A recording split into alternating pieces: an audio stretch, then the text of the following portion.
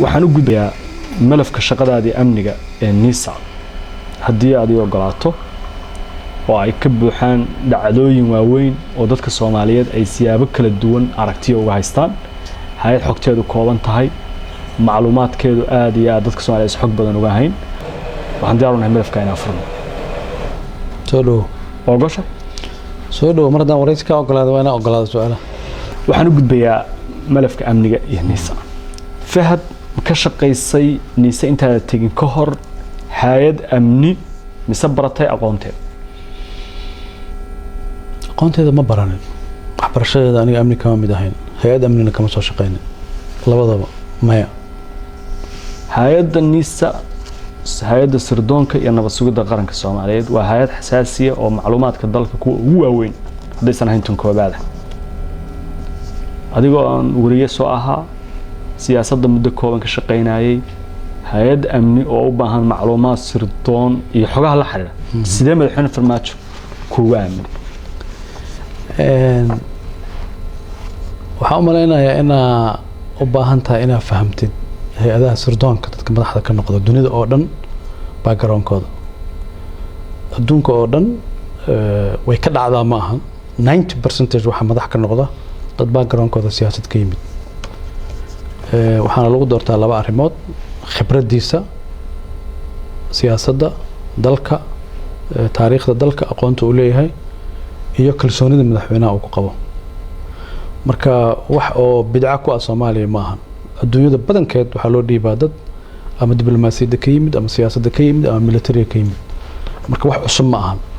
waxa leedahay anoon hay'ad amni ka soo shaqeyn aqoon amni soo baran NISA in la ii dhiibay sax bay ahayd madaxweynaha ku qancay madaxweynahana iga dhigay waana faraxsana waxaan ku iri bidca ma aha ariga taliyaha booliska ma noqonin taliyaha military-ga ma noqonin laakiin sirdoonka qaranka adduunka oo dhan waxa loo doortaa dad siyaasiyiin laakiin ayada ka culus amniga iyo booliska marka laga hadlayo military iyo booliska nabad sugid soo wax ka sareeya marka amniga qaranka laga hadlayo waxa laga fakaraa horta shayga wuxuu noqdaa la yaab marka ay Soomaaliya bas samaysay Mareykanka ka dhacda Yurub oo dhan bay ka dhacdaa Carabaha oo dhan bay ka dhacdaa Asia ka dhacdaa waxa loo dhiibaa qof baan garoonkiisa oo siyaasi yahay 90% aan ku dhahay laakiin waxa lagu doortaa qof maskax u leh xogtii amniga iyo xaaladda siyaasadda dalka intuu isku dhex kariyo maslaxada qaranka inuu ka soo dhex saaro qofkaasna madaxweynaha yaqaana laakiin isku duruuf ma nihin Soomaaliya Asia iyo Mareykanka hadii duruuftanada kuma jirto sadarteed nabad sugidda Soomaaliya qof background askarinimana waa loo dhiibaa qof civilna waa loo dhiibaa sharciga u ogol Agosto 2018 ayaa laga dhigay agaasimo ku-xigeenka hay'adda NISA madaad doortay mise madaxweynaha ayaa ku dooray adoo agaasimo guud oo madaxtooyada in agaasimo ku-xigeen NISA u laabatay waa jago kale oo ka hooseysa agaasimihii guud hadii waa daayo waxaan ku yiri aniga mar walba waxaan ka shaqeynayaa qanaacadeeda dalka sidii lagu maamulayay iyo falsafadii siyaasadeed lagu xukumayay iyo afkaarta siyaasadeed lagu maamulayay baan ku qanacsanaa marka macna ima sameeyeen inaan ku-xigeen ka noqdo iyo inaan agaasimo ka noqdo iyo inaan wasiir ka noqdo inaan shaqeynayo macna ay sameeyeen NISA marka aad timid iyo maanta oo aadan joogin guul ama dib u dhac maxaa farqiga u dhaxeeya maxaa way maanta timid iyo maanta wallahi sida fiican horta qof cadaalad ka shaqeynaya oo qiimeyn sax sameynaya fiican inuu qiimeeyo laakiin haddii aniga aan isku dayo aanan cidna ku xadgudbaynin hay'adaas culays fara badan oo haystay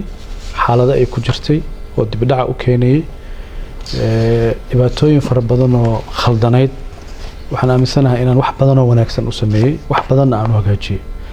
haddaan tusaale ku siiyo waxaan hay'adda ka joojiyay oo dadka finance-ga dhaqaalaha dawladda ka shaqeeyana ay marag ka yihiin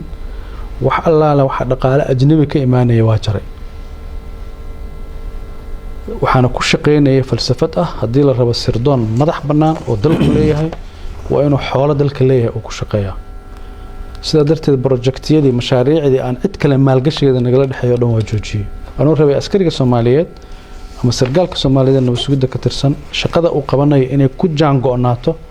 awoodda dawladda ay leedahay waana meesha awoodda dawladda laga qiimeeyo qodobka labaadna waxa waaye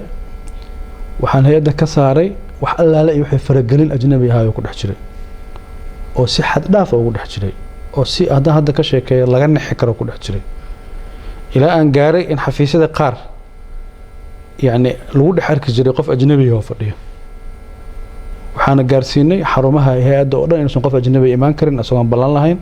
hadduu ballan leeyahayna xafiiska arrimaha dibadda uu la xiriirayo xafiisyada arrimaha dibaddana uu ku qaabilayo laakiin centerka qof ajnabi ma soo geli jirin laakiin waayadii hore waxay gaarsiisneed in lagu yiraahdo qaybta wadan hebel qaybta wadan hebel qaybta wadan hebel qaybta wadan hebel waxaas oo dhanna waa ka sifaynay marka faragelinta inaan ka sifaynay tan saddexaad oo ugu dambeysana waxaa waaye tayada aqooneed tayada shaqo garaadka dadka meesha ka shaqaynaya oo aqoontooda iyo kartidooda aada u sarreysay in hay-adda ay gaartay inay ka fiicnaato ereygaas waliba waa isticmaali karaa sirdoonadii dariska nala ahaa oo qaarkood aan annaga macallimiin u noqonay oo aan koorsooyin siinaynay oo aan tababaraynay ilaa aan gaarnay sirdoonada afrika kuwooda ugu fiican ma gaari karin laakiin tartan aan dowlado badan dhaafnay baan gaarnay dhaqaalaha dibadda ayaad soo qaaday in hay-adda aad dhaqaalo ka jirta dibadda ka imaanaya dhaqaalahaas ma noo sheegi kartaa meelo iluhu ka imaanaya fasax uma haysta hadda inaan sheego waddamadaas ma sheegi karo waa in la ii fasaxo inaan sheego ma sheegi karo laakiin waa ka joojinay qaybaha niisa ee ku dhex abuurnaa hay-adda gudaheeda ee hay-adaha kale ahaa ayaga tiradooda iyo dalalka ay saameynta joogtay oo xafiisyada ku lahaa waxay ku soo galayeen hab ay u bixinayeen projectiyo dowladda Soomaaliya ay ku kaalmeynayaan mesela waxaa la dhahayaa ka hortagga burcadda waxaa la dhahayaa la dagaalanka al-shabaabka waxaa la dhahayaa la dagaalanka crime-ka dambiyada abaabulan waxaa la dhahayaa hijrada sharci darrada ah ee dadku ay sameynayaan baa idinka kaalmeynaynaa laakiin waa qof ajnabi institutionka soo dhex galaya meel adduunyada ka dhacdana ma jirto sirdoonka dalka inuu qof ajnabi intuu soo galo uu talo ku yeesho dalalka hay'adaha ah oo dalka joogay ama waa dawlado iyagu tusaale ahaan dawlad hebel ayaa hay'adda nabadgelyada Soomaaliya waxay siisay mashruuc la xiriira la dagaalanka dadka sharci darrada socdaalka ku yimaada ma dawladda bixinaysa mise hay'ad ayaa la soo marinaya ma dawladda bixinaysa sirdoon dawladda bixinaya oo intuu yimaado niisa Soomaaliya dhahay waxaan ka kaalmeynaynaa argagixisada waxaan ka kaalmeynaynaa kan laakiin anu markaan la mid waxaan ku iri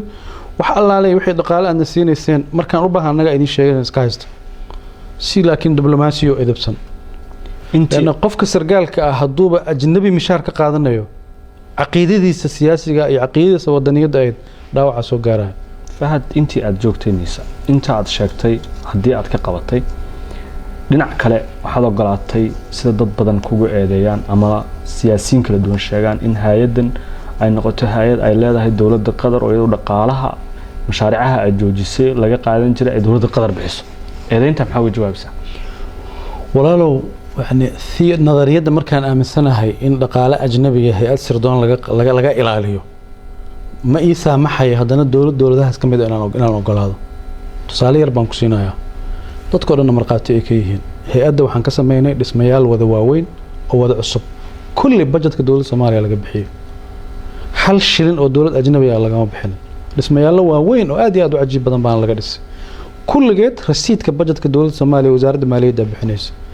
haddii marka aan dawlad dhaqaale uga raadinayo dhismayaasha saxta ku bixin la iska daa wax kale xisaab xir hay'adda ma samaysay marka dhaqaalaha laga hadlay hadii way leedahay budget bay leedahay wasaaradda maaliyadda la xisaabtanta hanti dhowrka la xisaabtama bil munaasaba hanti dhowrka qaranka wadna warsan kartaa waa markii ugu horeysay oo intaan anigu u yeeray aan ku imaada xafiiska imaada baara documentationka iyo waraaqaha fiiriyo Fahad Yaasiin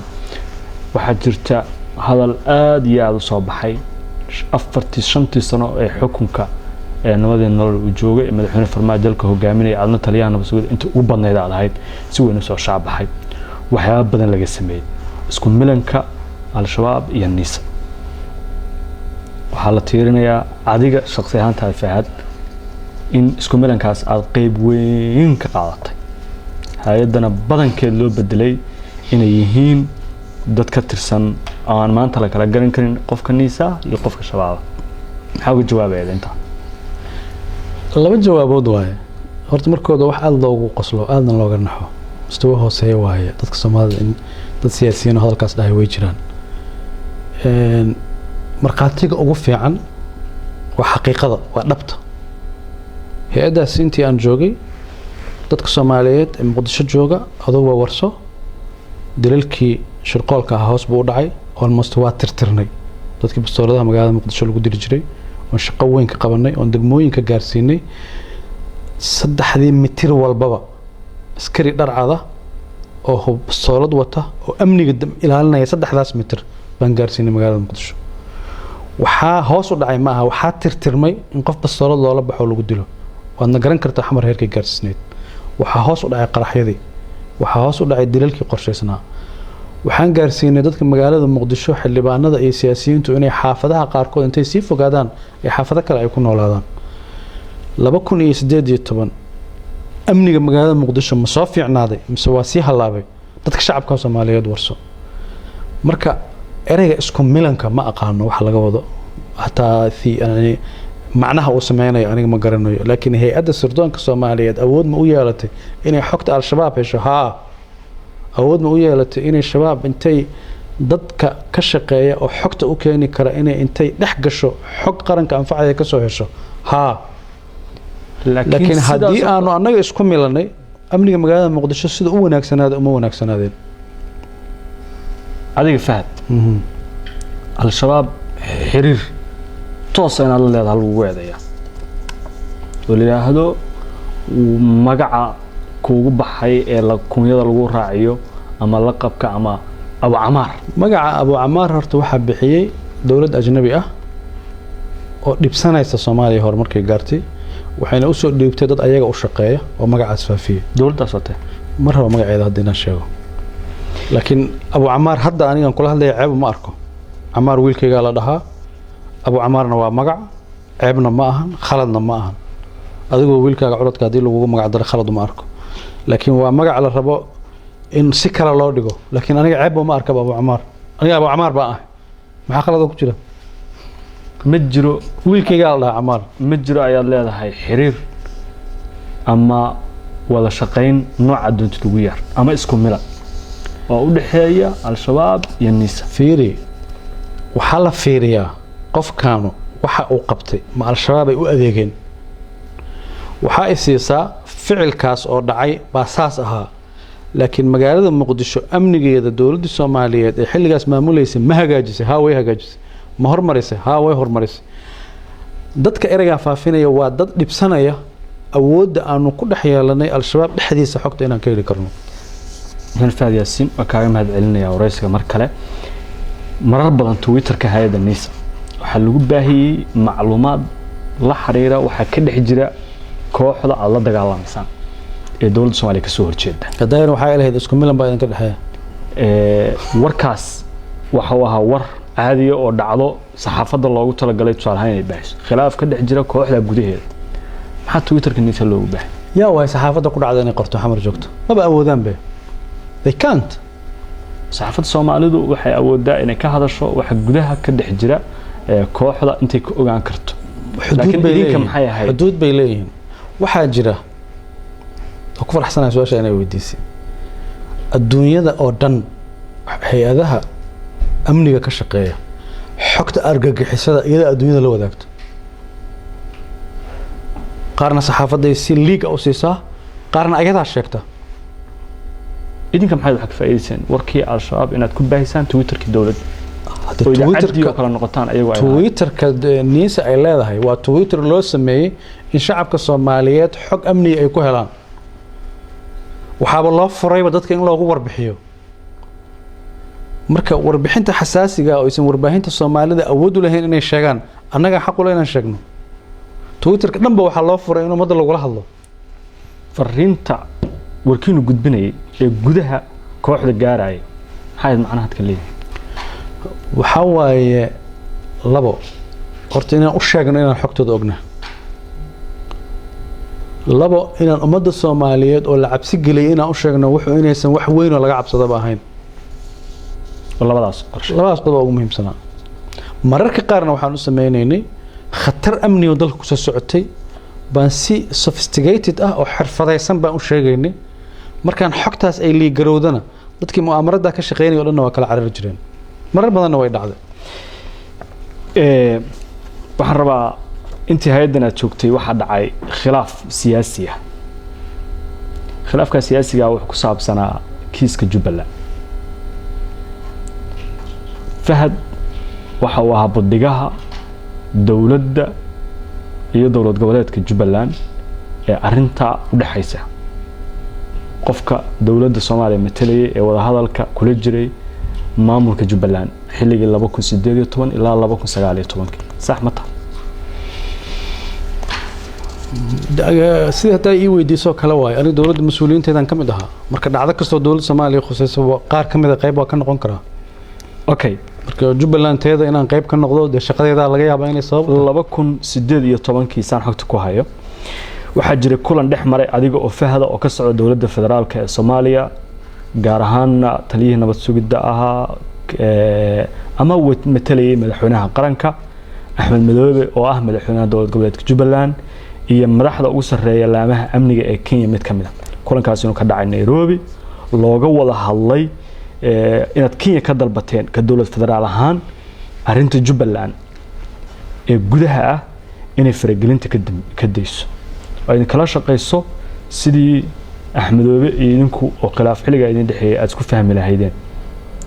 kulankaas ma dhacay kulankaas wuu jira aniga Axmed Madoobe inaan mas'uuliyiinka Kenya la kulanay doodeedana ay ahayd inaan Kenyaanka u sheegaynay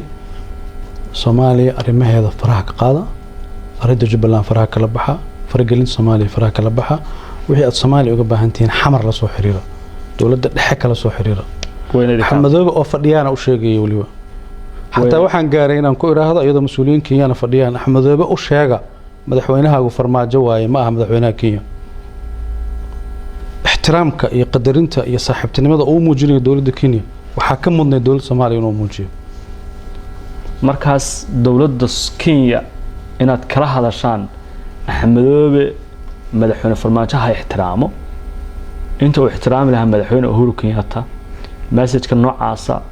sidee ayuu dawladda Soomaaliya ku ahaa Axmed Madoobe yaa keenay Soomaaliya yaa ku haya يو جوجا جبلان أحمد الله لكن وين مدحنا دولة جولاد يا صوماليا كان أسوق تانج كيانا صار بوكس ما يمين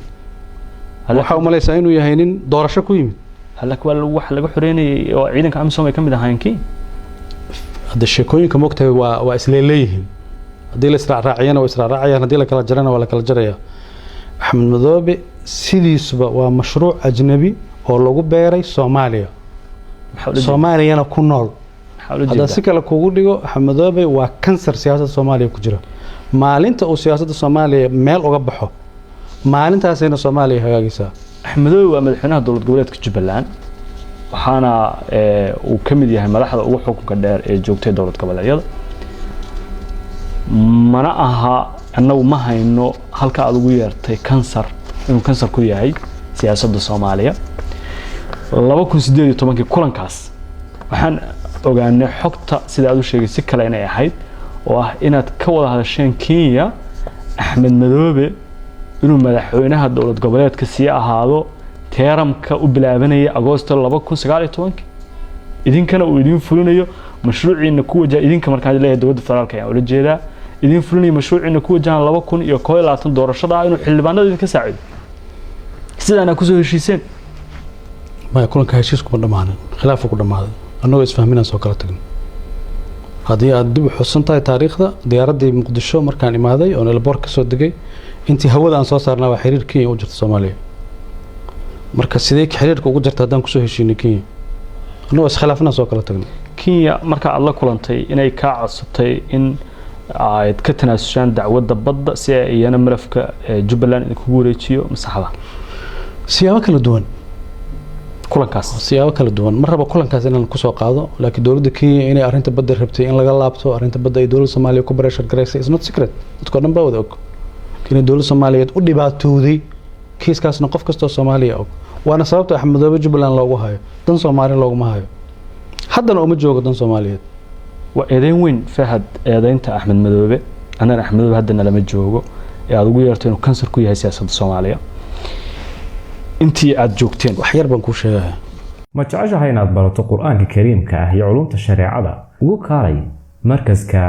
Nuureyn online oo baro adigoo gurigaaga jooga quraanka higaada iyo culumta kale islaamka wixii faahfaahin kala xiriir nambarada shaashada kaaga axmed madoobe madaxweyne cabdullaahi yuusuf waa la diriray soo magac diineed wato madaxweyne sheekh shariif waa la diriray soo magac diineed wato madaxweyne xasan sheekh teeramkiisii hore waa la diriray isagoo magac kale wata madaxweyne farmaajo waa la diriray isagoo magac kale wata xasan sheekh mar labaad la doortayna wuu la diriri doonaa intaas marka hadda anagu ka gardarrayn madaxweynayaasha kale oo dhan masaan gardarnaa cabdiqaasim u baysiisa soo gaarin inta kale wuxuu ahaa dhibaato dowladda Soomaaliyeed jiritaankeeda kansar ku ah hadda anagu ka gardarrayn xasan sheekh kama gardarrayn sheekh shariif kama gardarrayn cabdullaahi yuusufna kama gardarrayn xasan sheekh hadda la doortayna wuu dhibi doonaa taariikhdan ku sheegi doonaa shirkii 2018 Nairobi ka dhacay marad ka soo laabatay kadib waxaa jiray ra'iisul wasaarihii xilligaas iyo adiga inaad tagteen Kismaayo markaa tagteen Axmed Madoobe inaad la kulanteen si loo dhameystiro wada hadaladiinii Nairobi sidaad sheegtay waa fashilmaatay laakiin waxaan haynaa xoga inaad tagteen oo aad tagteen Kismaayo oo aad la fariisateen Axmed Madoobe oo aad soo heshiiseen dibna aad u balanteen Muqdisho inuu yimaado isku daygii u dambeeyay buu ahaa inaan bal annaga Soomaali ahaan isku barsano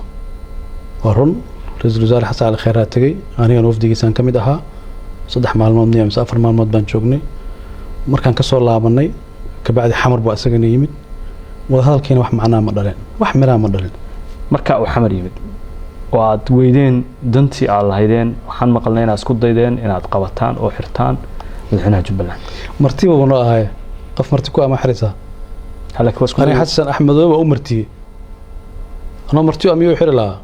هلا كواس كده يدين حتى صورة قلمة وهبة دقن صومالي حتى معها مرتبة أو نقضي أنا جانا مرتبة ونون نقضي ومدحويني صومالي مرتوها رئيس الوزراء مرتوها سيكون عكرت قف مرتكو أنا حرت قولي مدحوينها قولوا كل جمال كل جنب دقنا اسكت ضيق لكن هو داعي إن اسكت ضيدين إن حكسان وهالك كويسان أنت الدور رشيد جبلان عداعيسو ما دام هشيسكي ولا ولا الخرافات وحاس دقن صومالي معها أحمد أبو دانس دقالة إنه asagoo martino aan lama dagaalayno 2019 August isla Jubbaland ku jira doorashada martiqaadka uu xamar ku yimid madaxweynaha u diray madaxweynuhu u yimid way wada hadleen way sheekaysteen waan soo tashanayaa buu yiri marka si ay ku imaan kartaa ani ma garanayo isku fahmo way marka faham la'aanta maxaa keenay maxaa waxa weyn ee idin dhaxeeyay ee aad isku haysan root-ka dhacdada ugu weyn dan Soomaaliyeed baa la isku khilaafay مصلحة الصومالية اللي اسكو خلاف مصلحة جبلان تهلا أو دن صومالية مصلحة الصومالية كم تها جبلان هذه هل سؤال دانك وديود يجي جواب توقف كستو صومالية هي يجي جوابه واي لح مدحوينه ولا درسيه واي وكلي وجوجا لكن ودي أدون كانوا وايز بدلا رجين كايز بدلا مدحوينه الصومالية إز بدلا مدحوينه كينيا إز بدلا لكن دورشوين دعي ولا صوت دورت أحمد ولا صوت دورت كم جوجا هذا إنه حكوا جوجا سيدا طبعا دورشة صندوق لا دقي ولا صوت دورتي دولتنا أقبل شيء سيدا لو دورتي وأنا قانا هلك واضح بس أنا مرة كان أدو قصلي وحكم بدل مرة أحمد ودورشة حرة وكشكل هلك واضح بس نتيجة دورشة دولة الصومالية ويقبش مدحونا الصومالية صوت صاري إنه نتيجة دورشة أقول سين ما يمسو صاري من جيبوتي مركو عادي مدحونا مسو صاري وحصو صاري إنه لما سنة أو كم الجار أو سي سجى أطرايا وده هذا الذي دورشة الفدرال كأني السعودان oo Puntland ay shardi ka dhigatay inay Jubbaland soo fariisato maanta waxaan aaminsanahay Puntland inay ku khasaartay xiriirka Jubbaland la sameystay waagaas madaxweynayaal hore oo xukunka soo maray iyo siyaasiyiin badan 2019 doorashadii markay dhacday Axmed Madoobe hawadaad ka xirteen waa la dagaasheen dagaalkaas intaan aadan ka hor diyaarada ciidanka Ethiopia ay leeyihiin ayaa lagu eedeynayaa adiga fahdan malafka inaad haysay in dawladda Ethiopia laga soo kareeyo commando si ay Axmed Madoobe u qabtaan oo weeraraan Kismaayo hawadana laga celiyay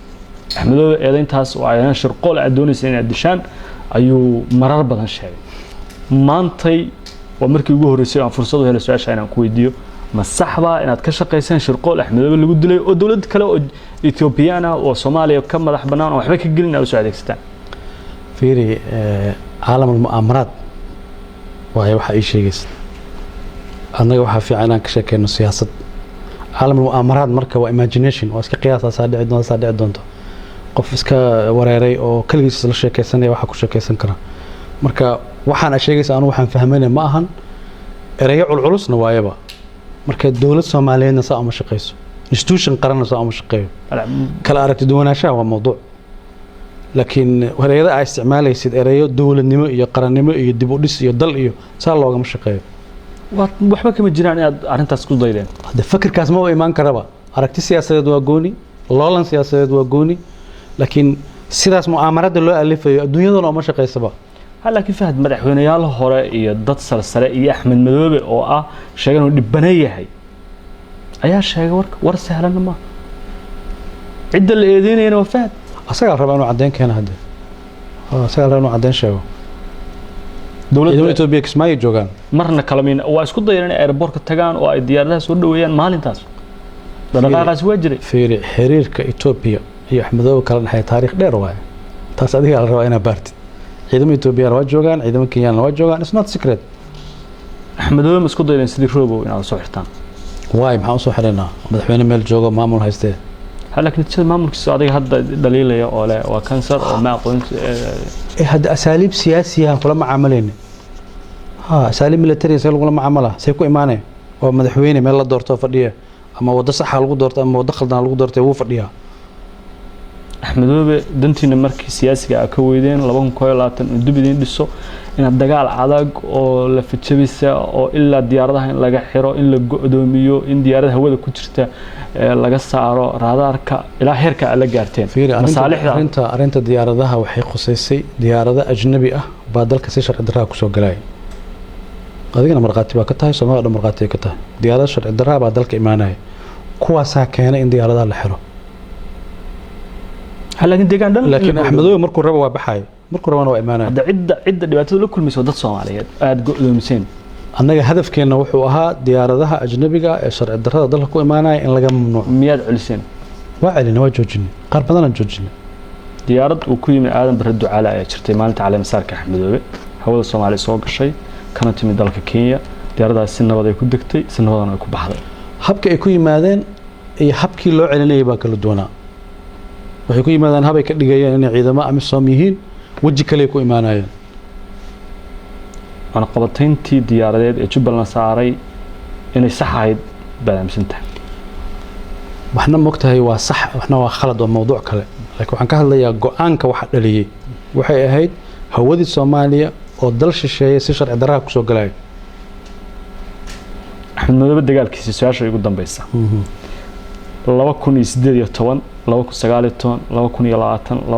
2018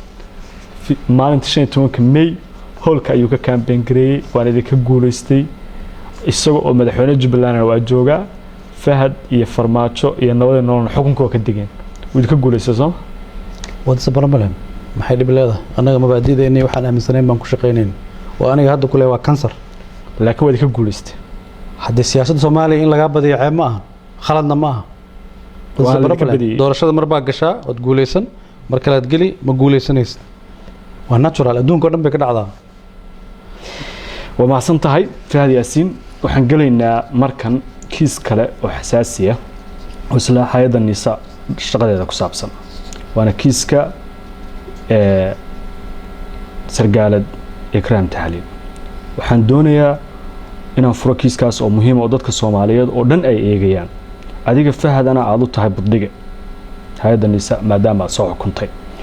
waa kiiska maqnaanshaha sargaaladda oo aad gabar ka tirsan hay'addan muddo ku siman sanad aan rag iyo ruux meel ay joogto ma nooshahay ma dhimatay aan cidna warahayn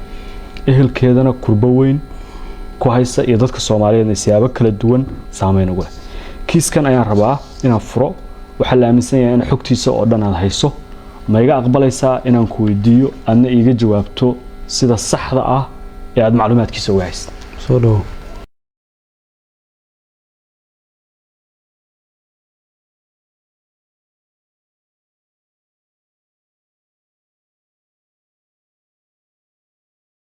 bishaaro waxaan kuugu bishaaraynayaa application-ka Baysi waxa uu ka caawinayaa inaad ehelkaaga lacag u dirto adigoo jooga gurigaaga iyo goobtaada shaqada loo diraha lacagtu waxay ugu dhacaysaa telefoonkiisa gacanta Baysi waxaad ka heli kartaa App Store-ka iyo Play Store-ka